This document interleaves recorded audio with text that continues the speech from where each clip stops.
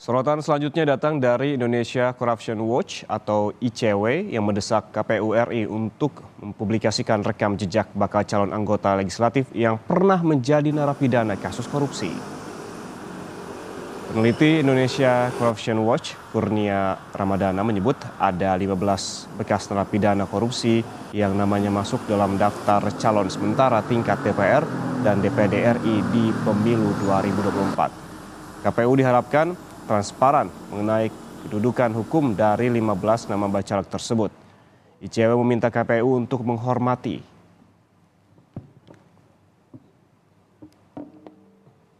Setelah ICW telusuri, ternyata ada 15 mantan terpidana korupsi yang sedang berupaya untuk mencalonkan diri sebagai anggota legislatif, baik di tingkat DPR RI maupun Dewan Perwakilan Daerah.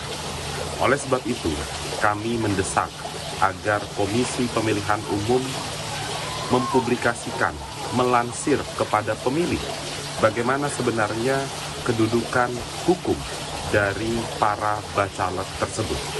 Kami meyakini angka 15 ini akan terus bertambah jika dilihat juga bacalek-bacalek yang ada di tingkat DPRD kabupaten, kota maupun provinsi.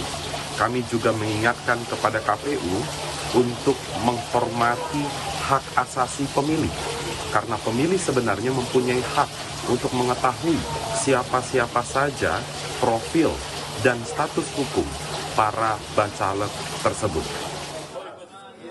Politisi yang juga anggota DPR RI dari fraksi PDI Perjuangan, yakni Masinton Pasaribu, menyebut KPU harus konsisten dengan putusan Mahkamah Konstitusi tahun 2022 dan 2023 bahwa mantan terpidana yang dituntut 5 tahun penjara tidak bisa serta-merta maju untuk dicalonkan.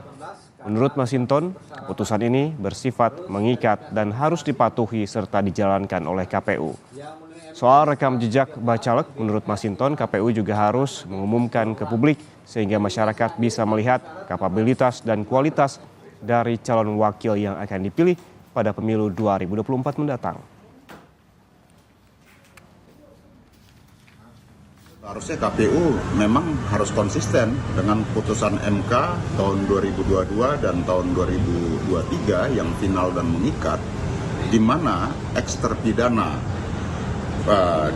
yang dituntut di atas 5 tahun penjara itu harus 5 tahun kemudian bisa mencalonkan dan kemudian diumumkan kepada publik. Ini terkait dengan persoalan rekam jejak agar publik bisa mengetahui, penting sebagai sebuah informasi kepada publik dan terkait dengan rekam jejak calon-calon legislatif. Sementara itu, Wakil Ketua Partai Amanat Nasional atau PAN, Viva Yoga, meminta masyarakat cerdas memilih calon anggota legislatif dalam pemilu 2024. Karena tercatat ada sejumlah caleg yang berlatar belakang napi koruptor. Menurut Viva Yoga, pemilih memiliki andil besar untuk memilih caleg yang berkualitas. Karena itu secara yuridis semua sudah diatur oleh undang-undang. Masalahnya sekarang adalah soal etis dan moral. Soal etis dan moral menimbulkan persepsi yang pro kontra di tengah-tengah masyarakat. Oleh karena itu, Partai Amanat Nasional berharap agar pemilih sebelum melakukan pemilihan harus betul-betul mendalami, menghayati, memahami siapa yang akan dipilih.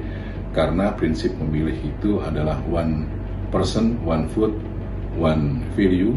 Setiap satu suara sangat berharga untuk peningkatan kualitas demokrasi. Jadi pemilih harus cerdas,